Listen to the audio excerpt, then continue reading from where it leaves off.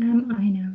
There we go. All right, so good evening, everybody, and welcome to our fourth journal club for the Qualitative Research in Sport and Exercise Society's Early Career Researcher group.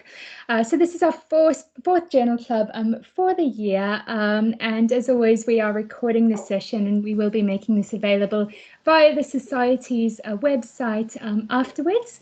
So we always do recommend and ask people to go ahead and join the Society so that you can have access to all of these journal club sessions, to the reading lists that we create, and to all of the other exciting things that the Society is putting up, not just this year but going forwards as well.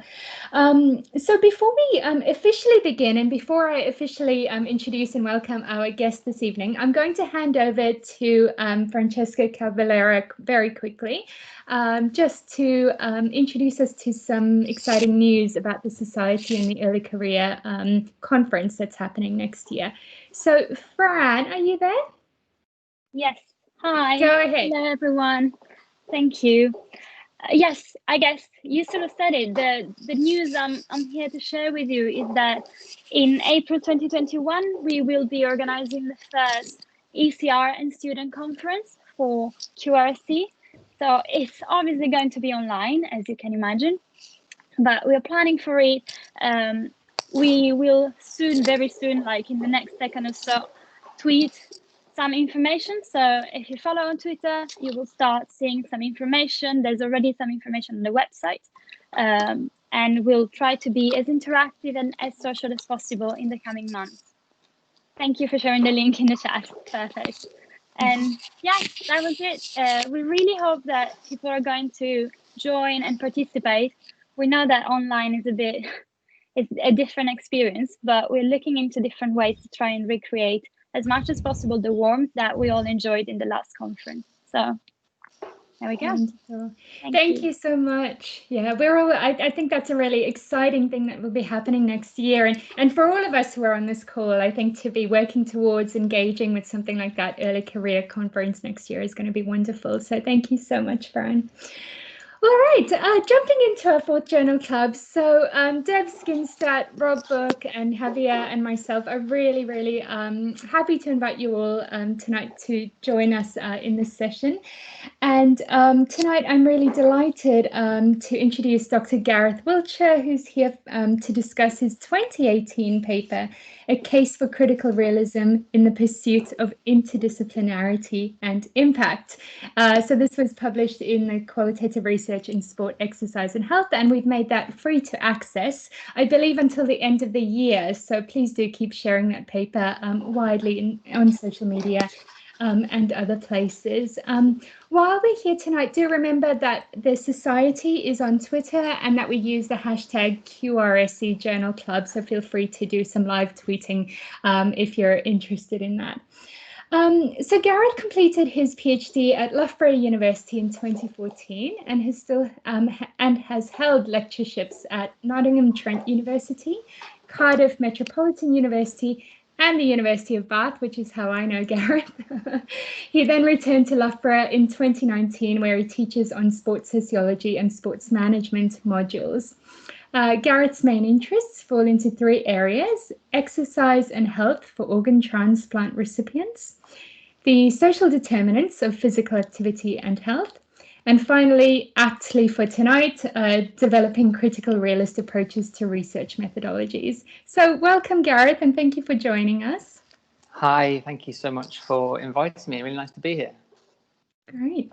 I was thinking, just to kick us off, would you like to give us a short update maybe on things that you're working on at the moment and what you're doing currently?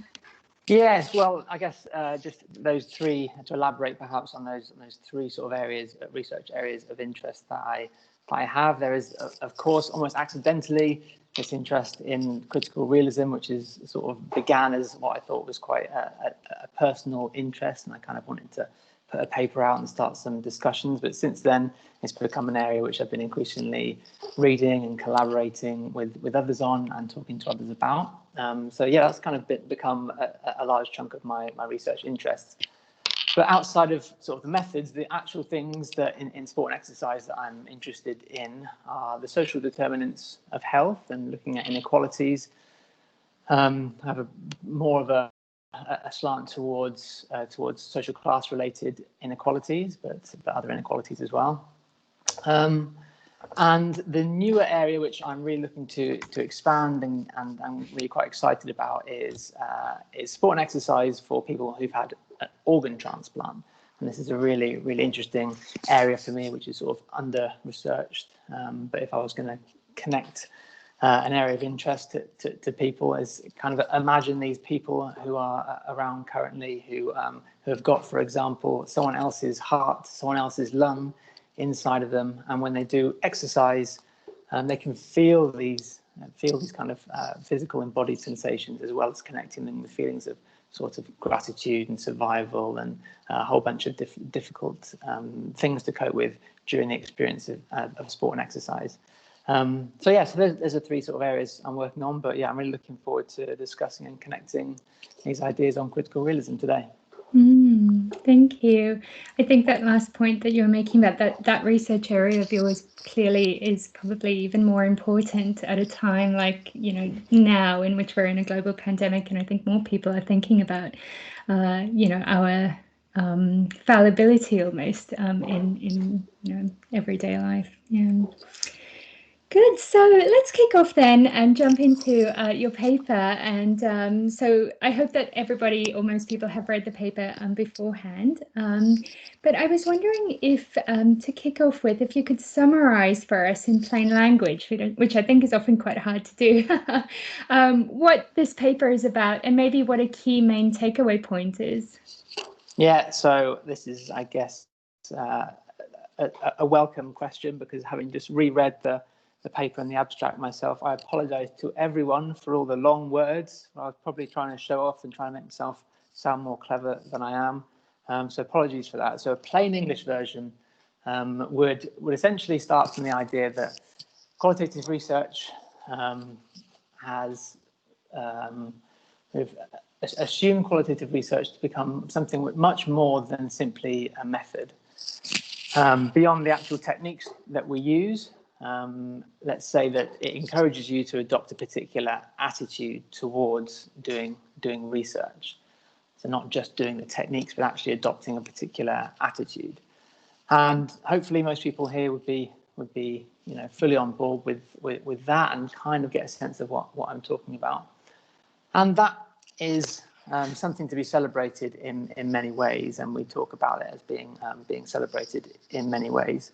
And I think that attitude only opens up a number of doors and opens up your mind in a number of different ways. This paper was probably for whatever reason, decided to be a bit more negative and have a bit of a critical commentary, where I was saying actually it might potentially close some doors at the same time. By closing doors, I mean maybe there are some things around this attitude that we adopt that is widespread and has been a powerful discourse within qualitative methods training, may constrain the things we do in different ways. The first one I claim, and this is a kind of an argument, a kind of essay type tendency argument, nothing sort of strict and logical and rigorous necessarily. But there's a tendency, I felt and I believe, that we're not very good at playing well with others. Not very good at, it means that we have perhaps exaggerated the differences between qualitative and quantitative research, and exaggerated the differences between natural sciences and social sciences. That was one thing that I sort of felt and I believed. And the second idea is that we are, or perhaps this attitude that we adopt is less effective or encourages us less to engage with the sort of crusades that the people in the natural sciences do, our colleagues in the natural sciences who might want to help towards solving, for example, the obesity epidemic, or promoting physical activity and various other things. And my experience and may just be particular to my field. I can elaborate on it later. But my experience was that that wasn't quite the sort of things that we were interested in. So it's essentially a discussion around how this attitude may actually constrain us in a number of different ways. So the bulk of the paper then is about suggesting a potentially a new framework, a new attitude, which is drawn out from critical realism. You know, you started that off by saying you felt that maybe you took a negative stance, but I don't see that as negative. I actually see that as really this reimagining of a new framework is really powerful for us, particularly, as you say, in an academic space where often I think these silos are institutionalized in the way that we publish and funding and all of that kind of thing. So reimagining a new framework really is important work, I think, in this space. So if we then talk about this new framework, which clearly is around critical realism, I think for early career researchers, and I would argue for a lot of other researchers as well, critical realism as a concept, as a paradigm, is quite opaque and difficult to understand because of those big words that you mentioned before. So I was wondering if you might explain what critical realism is to you then. Yeah, definitely. And yeah, I would begin by saying that actually a lot of it, I think, is more closer to the kind of common sense understanding that I certainly experience and work with it in my everyday life. And I think some of the confusions are become around when we have debates around different positions. And for example, when we're talking about ontology, it's usually used in a number of different ways, including within critical realism. There are a number of different ways that ontology is used as a word. So I'm actually going to try and avoid using those words as much. Here we go. I brought a prop. Yes. This is a stone or a rock from outside of the office that I found. And the simple starting point is that this rock that I'm looking at now, if I assume that it is outside of me, that it is external to me, that it has an existence independent of me, I'm being realist, I'm adopting an externalist view about a rock. So if we're going to think about that in terms of, now we're not just talking about philosophy, we're talking about the philosophy of science here. Okay, so imagine if I was a geologist now, so the discipline that may study these things is assuming that that rock has an existence independent of our discipline. It is outside of our knowledge that we're constructing as science. So simply, the point is, if you imagine for most of our interest, is you swap that rock that you've got in your hand for a participant. Let's believe and let's assume that that person has an existence which is external to you, is independent of you and your activities. So that is a basic starting point for a kind of externalist ontological assumption.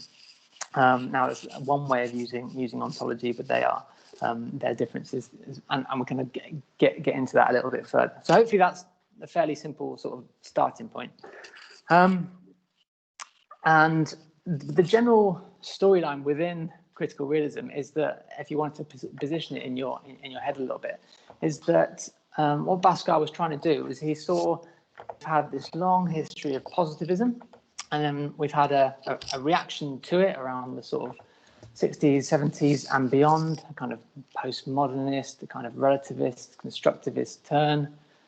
And then the idea with critical realism is to attempt to encompass both of those and actually move beyond them. Sometimes people talk about it, critical realism, as something being kind of in between the two. And I would probably see it differently. I see it more as this idea of moving from, in a kind of dialectic sense, from a thesis to antithesis to a synthesis. So that's the idea. That's what you're trying to do. You're trying to encompass both perspectives into something new, and that's what Bhaskar was trying to do. His other ambition was to actually create a framework that social sciences and natural sciences could work under. Okay, so you can see why this is suddenly becomes important to our ideas of interdisciplinarity, because it's a very ambitious idea they're attempting to go to move on and to bring them both in, and people can sort of judge themselves whether that's been successful or not. The other example that I think is quite useful to use, and I'll put the rock away now. But let's think of the idea to represent this idea of thesis, antithesis, and synthesis. Think of the idea of color, for example. So the sort of naive position that a child would have is if you look at something that has a color green, and you're looking at that object. The naive assumption is that it looks green to you because it is green. The quality of green is in the object itself. But then we can problematize that, and we learn a little bit more that actually color is not actually a characteristic of the world at all. Color is a characteristic of our minds. We construct it. We know from looking at the physics of it, and we know from different color blindness and the experience of different animals. A bunch of different things give us the idea that color is a quality of the mind. So that's where, in my view, that's where the kind of constructivist, interpretivist conversation kind of stops. But the idea is to try and encompass both views. Because if you imagine, for example, a light changing from green to red, there has to be something outside, external to us, which created that change in our perception. So we can't believe that it is entirely our construction. Our imagination and our perceptions are only part of the story. There has to be something outside and something inside for us to perceive. So that's the idea of going from kind of one view, a naive position, to a kind of a totally kind of mind-dependent position, an internalist view, to something which encompasses both. And some of these things sound quite obvious in some senses, and there are people who think it's obvious, and some people who don't think it is obvious at all. So, but this is what I'm taking it to be.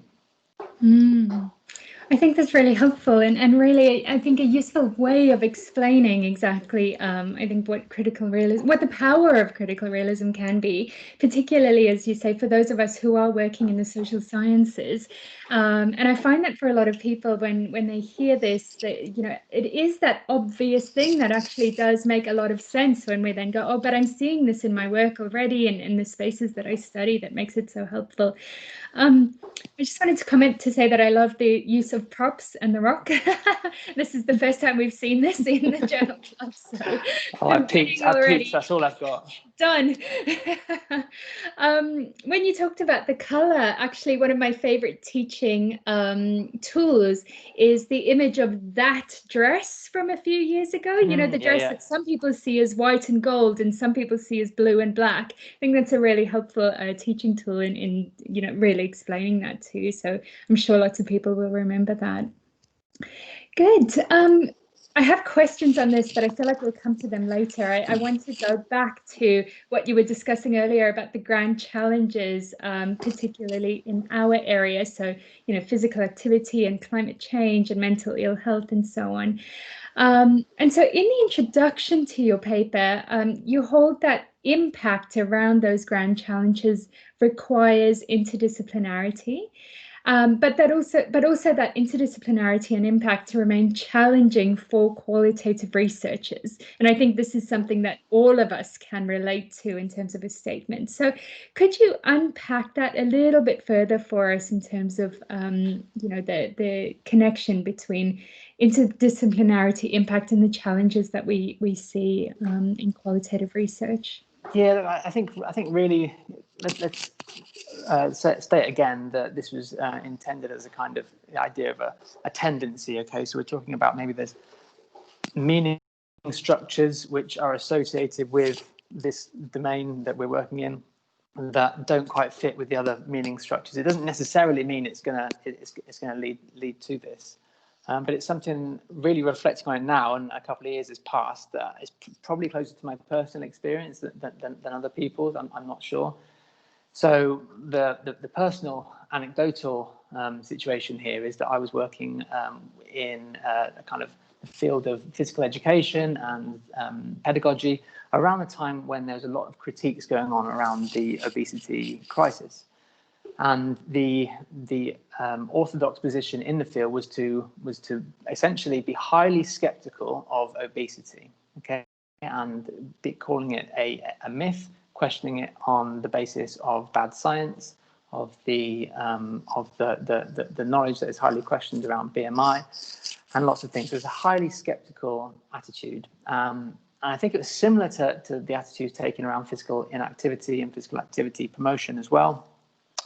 These critical positions meant that seeing other people who would be attempting to solve these problems or work towards these problems, they were being uncritical about the science. And as time went on, essentially, I occupied that position for a long time. I taught it, I shouted it from the rooftops, and then as time went on, I was a little bit uncomfortable seeing a mirror of image of myself in positions that I was quite uncomfortable with: climate change denial, anti-vax. I even watched a documentary on the flat earthers. It's brilliant. But I'm not suggesting for a second that the scholars, the critical scholarship around obesity and physical inactivity is anything like that. But there's certainly some sort of resonance in the attitude, like I said, the adoption of immediately a kind of critical position and critical stance. So I think that is the tendency and the link in the argument in this paper, which I'm probably least comfortable with now, and I'd probably be more inclined to kind of leave it out. But that said, I think there are the things that the connections around those people being primarily quantitative researchers who are doing physical inactivity and BMI and obesity and a bunch of other things. That was difficult, and I did pick out a couple of quotes that people will probably be familiar with, and these are the sort of things that highlight the differences that in qualitative and quantitative research that we sort of learn. So you read things like qualitative research is informed by ontological and epistemological assumptions, logics, and goals that are different to quantitative research informed from post-positivist or neo-realism. The mixing of quantitative and qualitative methods is grounded in different epistemological foundations, make little sense given paradigmatic incommensurability. And even you'll see this in, I recently looking at Brown and Clark's discussions around the reflexive thematic analysis. And the wording they use is incompatible. They believe their approach is incompatible with codebook thematic analysis, for example. So this kind of incompatibility idea was something which kind of is something that I felt personally, and I certainly noticed from other people as well. Lots of my colleagues would say these things. They say, look, I've got my position here. I've been trained to get my position, and I've got my beliefs. This is my worldview, and now I'm just being asked to collaborate with just about anyone. Like, what is that about? Like how am I supposed to do that? You have to undo something in order to do that. So essentially, that's what the argument is like. But that said, there's lots of other real world problems that we are very good at addressing, and lots of types of impact that we do try and make. They just tend to be the social science ones instead of the natural science ones. Yeah, I think you make a very good point there, but particularly I think the pressures that we feel around collaborating in interdisciplinary ways, and how do you reconcile that with your own positions, and how far do you go with those? I think certainly loads of us would have experience in that for sure. If we then move to talking about the epistemic fallacy. So in your paper, you talk about this, and we had a question here from someone who said, could you explain the epistemic fallacy in clear language and maybe offer a practical example of that? Would you be able to do that for us? Easy question, thank you. No, it's again, plain language is fine. Essentially, what the point of that is, it's just a term that it comes up by Pascal. Essentially, when people say that they believe in multiple realities and multiple truths, which is something which is part of the discourse I'm talking about. The claim is that actually, and this is might sound a bit rude or sound a bit brash to say it, but what they actually mean is more around the knowledge of the truth or of reality, or different perspectives on reality. So the idea is that ontological questions are collapsed and explained by epistemological questions. That's not plain language, so I'll go. I'll go. No pressure. I'll go with another example. So one example that is used is thinking of, for example, the dwarf planet Pluto. So this is a substance, a material thing that is orbiting our sun.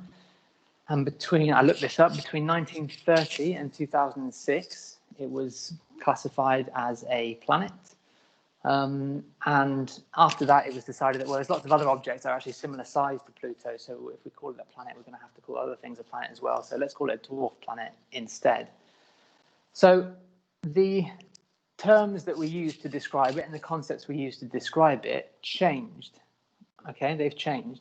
But it's my assumption that Pluto itself didn't lose any sleep over whether it was changing its name or not. So it had this existence independent of our conceptions of it, and it would be a mistake to believe that it was. Now, this could be similar discussions. We swap out Pluto for something like depression or ADHD or capitalism. These are all terms that we use to describe the real world, and it would be a mistake to believe that what we do is actually creating the world. And when I say we, I mean not as just humans in general, as scientists. And the most sort of provocative example I could think of to work through this is thinking of the example of the documentary Athlete A, which came out over the last 12 months. And for people who haven't seen it, this is a documentary about I think a physiotherapist or a therapist in the US gymnastics team who was found guilty of sexual abuse to some of his gymnasts, and so he was a therapist for years with these female gymnasts, and he used one of the things he did is he used a therapeutic massage technique on the gymnasts, which involved penetration, and apparently, and raised eyebrows for me, this is actually a legitimate medical technique, which is used usually for people who have either pelvic floor problems, or for women after childbirth, for example.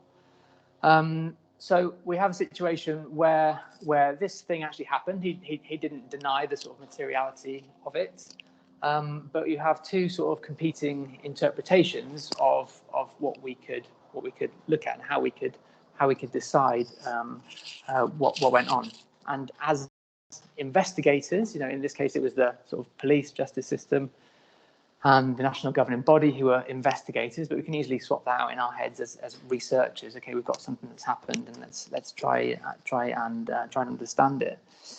If you don't have this separation of ontology and epistemology, then essentially you're in a position which I found quite curious and quite difficult to get out of, where the multiple interpretations of the situation are unproblematic. And again, I don't want to sort of create a straw person picture here at all of what I'm doing, and people can maybe come back on this and what we mean. But I've written down here, got some quotes on the purpose of research is to offer just one of many possible interpretations. Processes that we use are not about verifying results or finding correspondence or getting at the independent reality. We're about exploring multiple interpretations and explanations of things. Now that's fine, and for me that kind of puts us in a position which is good for a time. But when we push that to the kind of extremes, I think we lose the language and we lose the concepts which enable us to actually do something about it. So these kind of multiple interpretations, these multiple realities of what's going on. Okay, so on the one hand, we've got an interpretation where the therapist was gaining sexual gratification, and there's another interpretation where he was doing it for legitimate medical reasons. And for me, that is that it's problematic that there are two different interpretations, and something happened. And in this situation, there is something which was outside of the investigators' interpretations, which happened, and it's our job to try and get as close to it as we can. Now, if we could be a little bit more generous there and say when people talk about multiple truths and multiple realities, they're not talking about the interpretations. I think that gets a little bit mixed up. Maybe they're saying that or maybe we can have the idea that the physiotherapist has a reality. They have a kind of private world that they're living in, and we're never going to know what his intentions were, whether he gained sexual gratification from it or not. And maybe the gymnast also lives in this kind of multiple realities, this reality that they live in. I think at the very least that is perhaps a little bit of an exaggeration, and you have to have something else which explains how the two interact. So they, of course, must be in a shared physical reality, otherwise he wouldn't have been able to perform the technique. What about conceptual reality? Do they have the similar conception? They've lived in similar language around what it is to, how it is to behave around people. Did they both understand what was going on? What about the legal reality that they find themselves in? There may be some things which we are unable to get at that are entirely private, but there are many other things which we have to assume are entirely shared. And those things are the things which kind of make it a little bit difficult to hold that idea of multiple realities and multiple interpretations. So the idea is essentially that troubled me, and that is kind of extreme examples are a little bit troubling. So what does critical realism do? And I told you beforehand this is going to be the long answer, so apologies now. What does critical realism do? Okay, it says that we can look at the world. Okay, we already said that the rock prop again. The world is external to us as scientists, but now we think, okay, what are we realist about? Okay, what constitutes the world? What sort of things are there? And the framework that is used and that comes up in the paper is these different sort of domains or levels of reality. But that's a very simple analogy for that would be just to imagine if you were standing over a flower and looking directly down on the flower. Should have brought flower, fool. What you can see is the petals. You can only see the petals. Okay, so that is the part of the world which Pascal would call the world of experiences. This is empirically available to us. We can see that. We can't see, however, the stalk. We can't see the green stalk. We could potentially see it if we looked from a different angle, or if we moved around a little bit. We could actually see that, but it's unobservable to us. So for Pascal, that's a kind of different, a different category of things, which is there. It actually happens that these are kind of events and actual things in the world, but they're just not available to us from where we're looking. And now, hopefully, that kind of separates the epistemic fallacy. But here's the cool bit, and here's the bit which is a little bit less obvious, which you might need to think about a little bit further. There's another category of things which actually cause those events. Okay, there's another category of things which are different, which actually have the causal properties to cause the events. So as we're looking at the flower, there's something in the soil, something about the moisture and the nutrients that causes that flower to grow. Okay, so it has causal properties, and we can't access it, we can't look at it, we can't see it. No matter where we move with our head, we can't get at that information. And here's the cool kicker, which is the thing which is a little bit of messes up your mind a little bit, is that those causal properties were there regardless of whether the flower was there or not. Okay, so that's why they're kind of dispositions. So even before events actually happen, they are still, we can imagine them to still be existing. And they might, even though they may not have these kind of manifest qualities, so they're kind of dormant, they are latent. So that asks us, taking that back to the analogy of the athlete A scenario, we've got things that we can observe, so we can talk, we can interview the therapist, we can interview the gymnast, we can get images off his computer and get these observable things. Then we can make inferences about what actually happened. Okay, we make inferences about his sexual gratification and whether he intended to do those things or not, and whether he was abusing his power. And then the third level then is what caused that? What are the conditions in the world which were there before he came along to do those things? Okay, and there were some things in the world which have properties about his position as a male, about the regulations around him, about the opportunities that were set up, about his biological makeup, his psychological state, lots of different things which had properties, causal properties, which were there and they were present and existing in the world before they caused events. There you go. Great, I love that. That really resonates with me, and I haven't really heard someone explain it in that way. And I think, Gareth, the way that you're very skilled at using these kinds of analogies and examples, and you should definitely hold on to that. It's so helpful. Maybe that was just fascinating to me as someone who's really interested in safeguarding and intentional violence. So well pitched. That was for you. Yeah. But I'm not the only one in this call who's interested in these things, so that was very well pitched. Really helpful. And as you were talking, I was thinking that, we're often in this space of harassment and abuse and the prevention of that. Something that we talk about often is power imbalance. But how do you study power imbalance? How do you get that when you're just looking at the empirical, for example? And so the way that you were explaining that, I was thinking, oh, this is how it's, this is a way in which we can tease out what that really means. What are those conditions that set up power imbalances that then might lead to abusive situations? So really helpful. Yeah. Good. I wanted to ask you about, the empirical and the actual and the real in a bit more detail, but I think that you've explained that really well. And I think that's helpful for people at an early career level to think about that and to understand what the power is in those things, because I was just having a discussion with someone today about critical realism, actually, and we were trying to decouple critical realism as a framework from realist methods. And I know this isn't something that we discussed before, but I wondered if you could, for a moment, just like reflect on, how those two things don't always necessarily need to sit together. So if you're using critical realism as a framework, you don't necessarily need to use realist methods, even though they're really popular nowadays to use. So could you just touch on that briefly? I mean, it's a really good question, but as you were talking, I was also making connections between the kind of critical realist sociologists and the way they talk about social theory. So in a way, the realist methodology does cite Bhaskar, but they'll have this as one of the key influences. So I think looking at it in terms of sort of family resemblances is useful.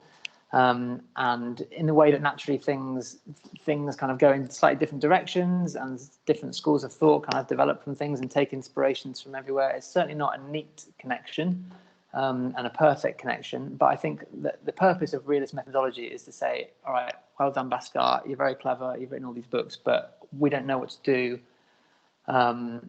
How do we actually apply this empirically? How does this make a difference for my life and my research? So I think that's the practical end of things is what they're trying to get at there, and at least there's slight differences and conceptualizations of, for example, the context, mechanism, outcome, configurations, for example, that we know in realist methodology. They're part of that idea of they're trying to get at cause a little bit, but contingent causation and things like that. So yeah, there's definitely overlaps, but I think seeing them as sort of connected resemblance is fine, but it's not a problem that they're not sort of neatly exactly the same framework, I don't think. Right. Yeah, that makes sense. That's helpful. Thank you. I'm going to pause for a second here on the things that I want to discuss with Gareth and just draw in some other people. Do we have any comments or questions at this point? Is there anything that someone would like to bring up at this point? Oh, Javier wants to break the ice for us with the chat question. Javier, do you want to go ahead? No? Yeah? It's okay, you can read it. I think Okay. you're going to read it better than me. So Javier says, following the publication of the paper, the one that we're discussing, you have co-authored other papers around critical realism as well. And so you talk about issues such as validity and mixed methods in your other papers. So could you maybe briefly talk about, summarize and talk about those other papers of yours that are also around critical realism, Gareth?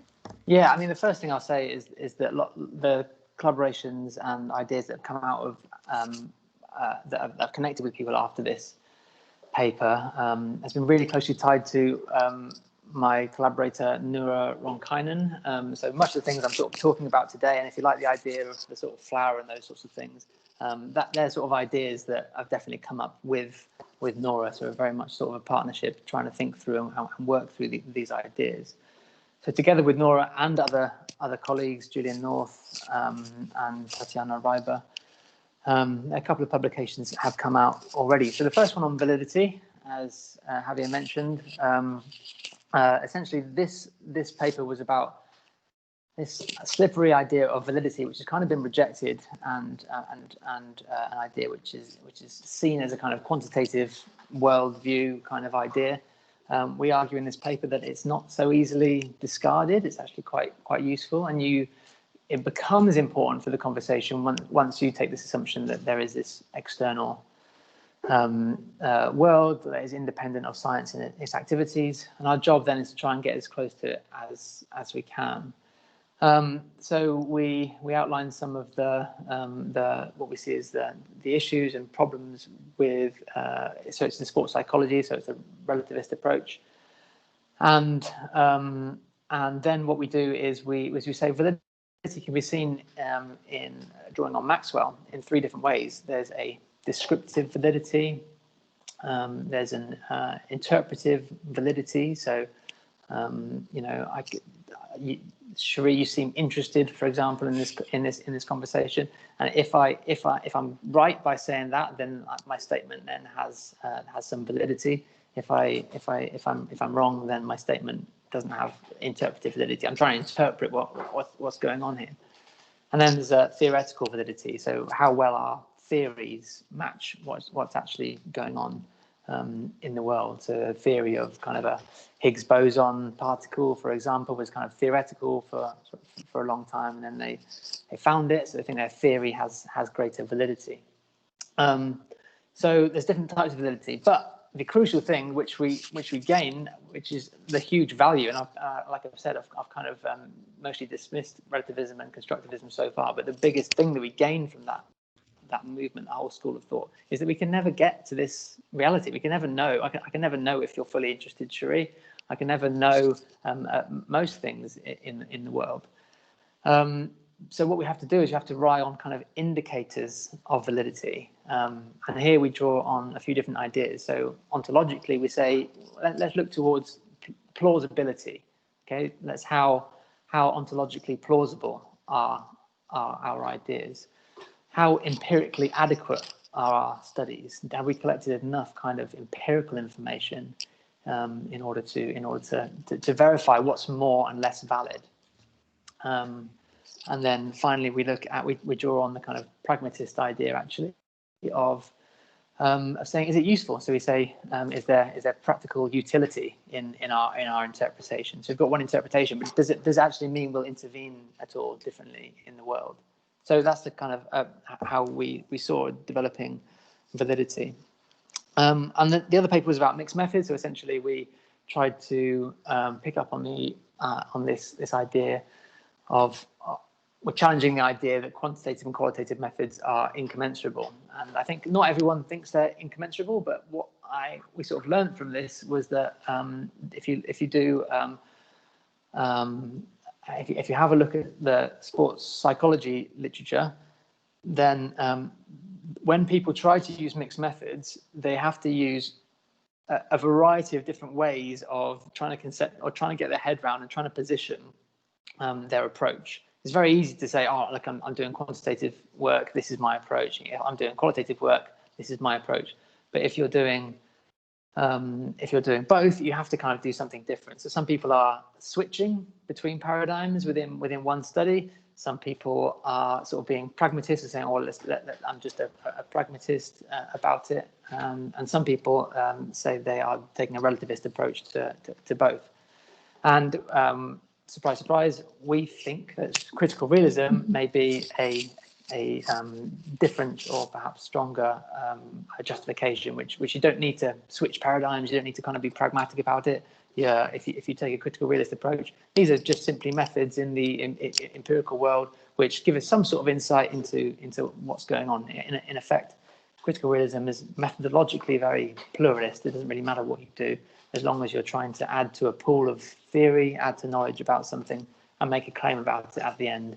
That's what you're trying to do. So yeah, there's the two papers. Thank you for asking. Do read them. Do cite them.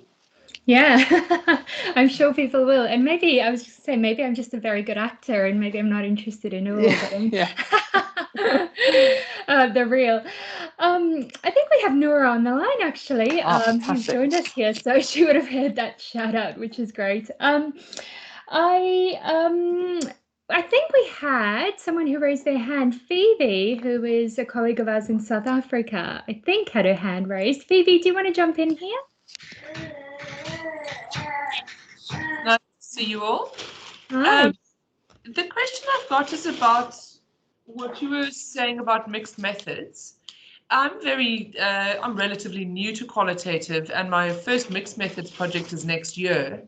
And so I'm trying to go in the best way I can so I don't have to backpedal. And the question I've got is maybe a generic question for this crowd, because you all know what you're talking about, but when I'm doing mixed methods, does every type of method I use, whether it be qualitative or quantitative, does it have to answer the same question, or can I ask different questions and answer different questions around the same topic with different methods? Someone else will take that. Does it make sense? Does my question make sense? It does, yeah. Does anyone else want to take that? I'm wondering. Yeah. It totally makes sense. I think it is a larger question that we often hear, I think, in qualitative research. Deb, yes. Yes, so Phoebes, great to hear your lovely accent there. We're both in the Western Cape. Nice. You guys can totally jump in here, but from my dealings with Prof. Cresswell and Vicky Plano-Clark's work, they emphasize 3 research questions that would identify the full stream of quantitative, full stream of qualitative, and the emergence of the 2. So feel free to shoot me down, but I think in terms of terminology, we've had quite mixed opinions, which is great and rigorous within our academic field. But the terms mixed methods and mixing of methodologies and or multi methods can sometimes be used synonymously, and to clearly define what we mean is vitally important, or off the cuff. But again, going back to what they suggest and what I've heard before from other colleagues, Gooderman's work and my colleague in Nebraska, who's an anthropologist, they specifically talk about those 3 research questions that would address the larger projects that are using mixed methods. So hopefully that sort of touches on some helpful content. Yeah, I was going to bring up that comment about the difference between mixed methods and multiple methods and the emerging conversation we're seeing there. Gareth, do you have anything to add on that? Sorry, Sherry, can I interrupt real quick? Yeah. I think Nora had her hand up and was ready to comment. Back to Nora. So, Thank you. Yeah. All right, maybe we'll do that, and then we can kind of tie it into this larger conversation. Nora, do you want to pop in here? Yeah, I'll jump in. So I'm so sorry that I missed the first part. Like I was in the wrong link with the So I'm here, but Gareth is doing a wonderful job explaining our work. So I'm very happy with that. Maybe a small thing to add to the validity paper. I think when we were drawing on Maxwell, a little thing we can maybe add that he's very clear that his realist perspective is not about procedures. So, I mean, you can do all the right things, technically right things, you know, you can use various methods like member checking and critical friends and all these things, but you can still reach the wrong conclusions. So when you're making these inferences, even if you had all these steps that we often have in qualitative literature about do this, this, and that to kind of enhance rigor of your study. So I think it's a really good point in terms of we always need to think of what are the different ways that we might be wrong. So maybe, you know, our transcription is inaccurate, so actually the participant didn't say that. Or maybe when we are making this leap to conceptualizing the phenomenon, maybe at that point we have kind of went too far and we've lost the interpretive validity of our account. And then we are theorizing, is there some like disconfirming evidence that we have missed? And that's why we ended up with the wrong conclusions. So I think that's kind of a very good guideline for thinking about validity.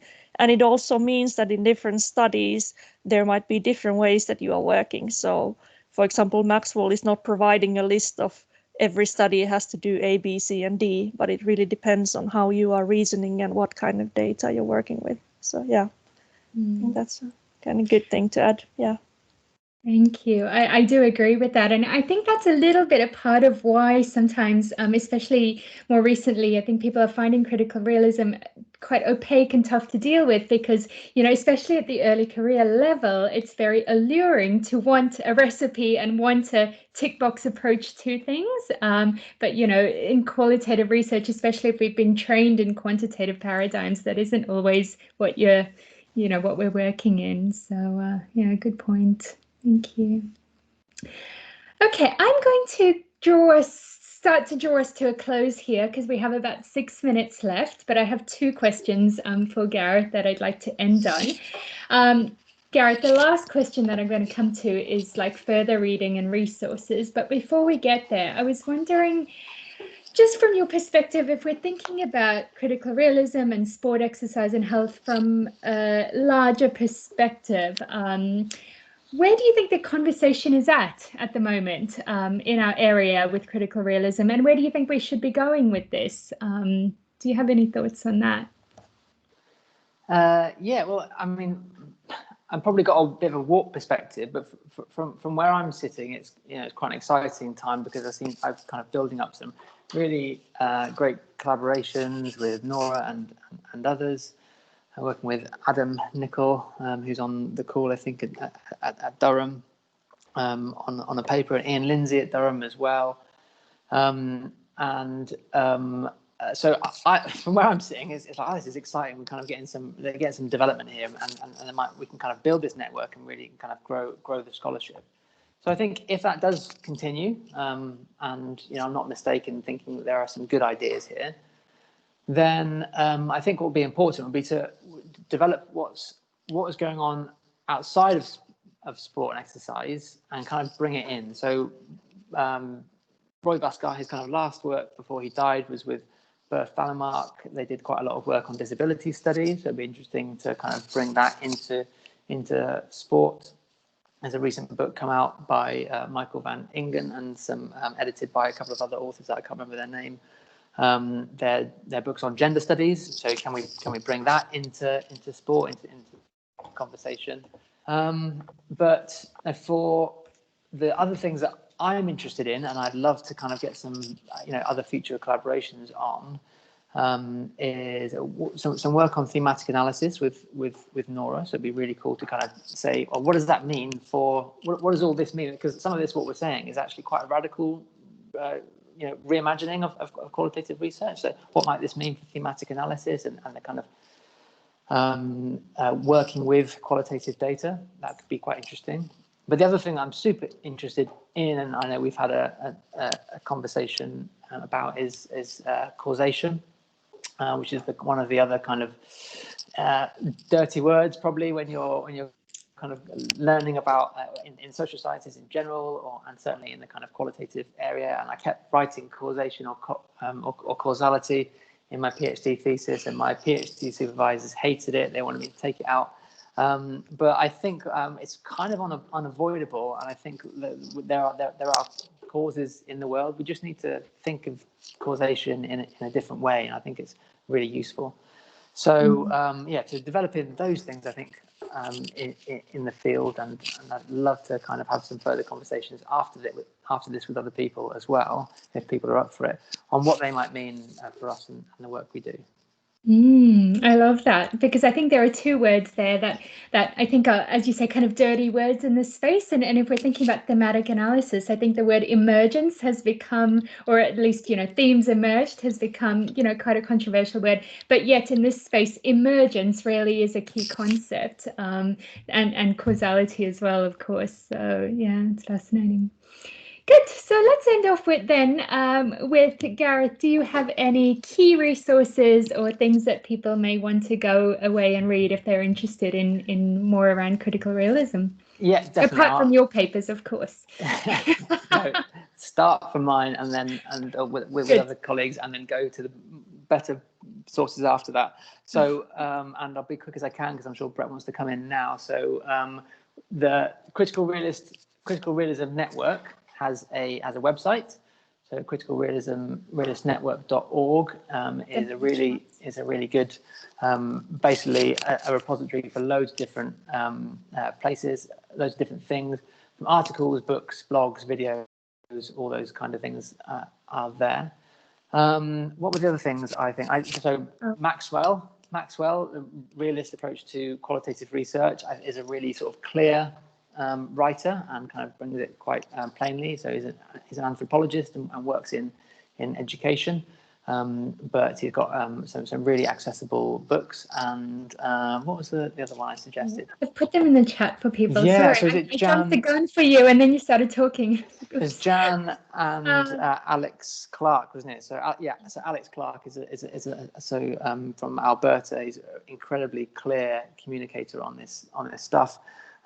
So that's the reference I've given you is just the quick kind of 2-page editorial kind of comment, but his other work is really useful. And I also tweeted yesterday a whole bunch of different resources, and that includes an hour-long video from Alex Clark on critical realism. And like I said, probably explain it much better and clearer than me. So do go elsewhere. But I hope people have found some things interesting and clear today, and I'd love to make some further connections as we go. Yeah, wonderful. Thank you so much. And I agree that Alex Clark's work is really helpful in this space. That was my introduction to critical realism. So it's really great.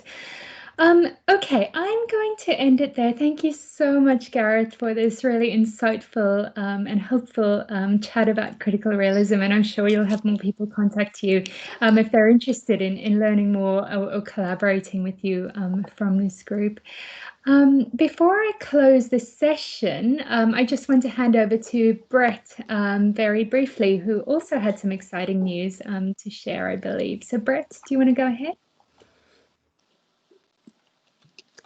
Thanks for that, and thanks for that talk as well, Gareth. For members of the Society, the Critical Realist Network is already in our education section, so it's been on there for a few months. So have a look on there, as well as some of Gareth's resources. So thanks. It was really cool to hear that many of us sing from the same hymn sheet, in that, we all believe in a physical reality independent from us, not anything goes, and that work like Maxwell is really key to part of developing an ongoing list of criteria to sort out good from the bad research. So it's great to see that we're often all on the similar hymn sheet moving forward.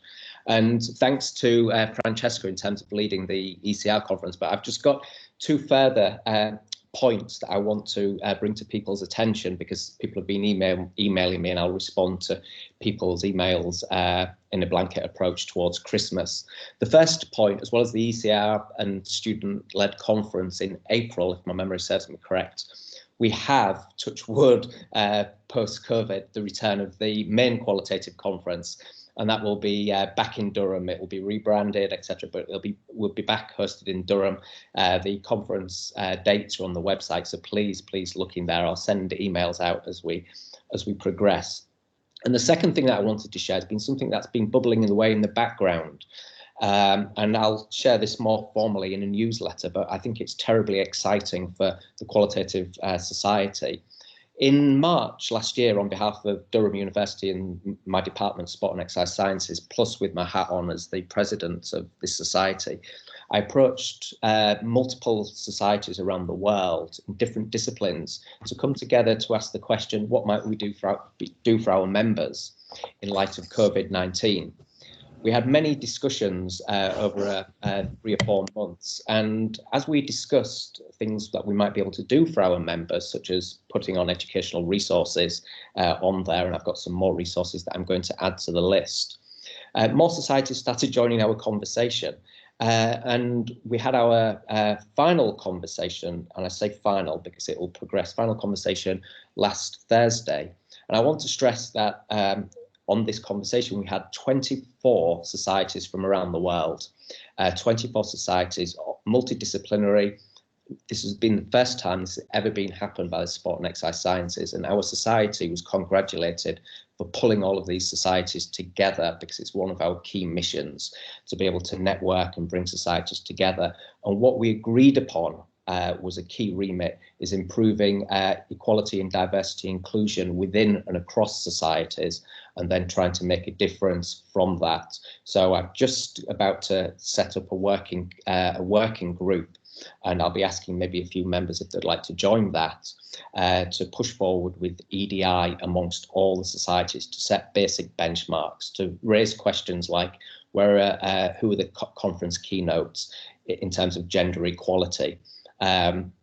Do we have appropriate mentorship schemes? You know, we had this massive influx of people being highly praised as the highly cited researchers in the world, and I'm looking in the mirror here.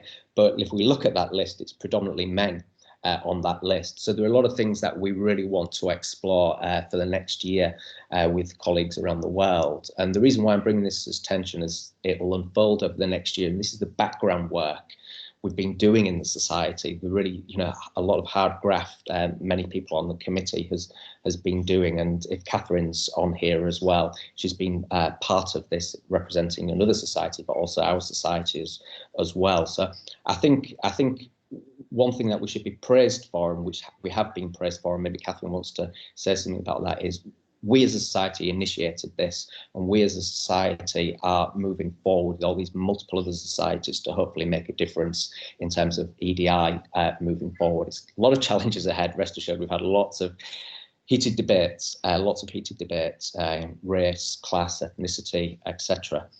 From this, but I think it's something that our qualitative community should be proud of. So I just wanted to thank all members for supporting us by joining and enabling us to get to this space. It's the type of things that the society was set up for, but members themselves might not see benefits, but what you are doing is benefiting hugely our Sport and Exercise Sciences community. So thanks on behalf of the society and from Durham University, who've been supporting me as well as we progress on this. Catherine, I didn't know whether you had anything to add to that, if you're still on. I am still on. I don't have anything to add other than just really recognizing the work that you're doing in coordinating, bringing together all of these societies. I don't think I've seen anything like it in this field, and I think it also really speaks to the importance and the value of the society as really being like a linchpin between all of these other societies and sort of centering us around really important issues. So it's just really fantastic to see this work, and we're really excited to see it move forward. And finally, thank you to all the ECR representatives on here. And thanks again, Gareth. Some wonderful examples on that. I'll be using this talk with my students as we progress. So thanks, everybody, and stay safe. And I'll pass it over to the ECR team to close. Thank you, everybody. No, thank you so much, Brett. I think I agree. That's incredibly important work that's happening at that societal level. I think especially in terms of intention setting and accountability across societies on those things. So I'm really excited about that, and I'm looking forward to future work in this space. All right, everybody, I will say thank you again so much to Gareth for joining us tonight. We really appreciate it. And it's been a really stimulating and interesting discussion. So thank you, Gareth. Absolute pleasure. Thank you so much for hosting. Right. And thank you so much to everybody for joining us. We will see you again in about 2 months' time. So I believe that's in about 2021. Please keep your eye on social media and email for details about the next journal club. Thank you for your engagement. Bye.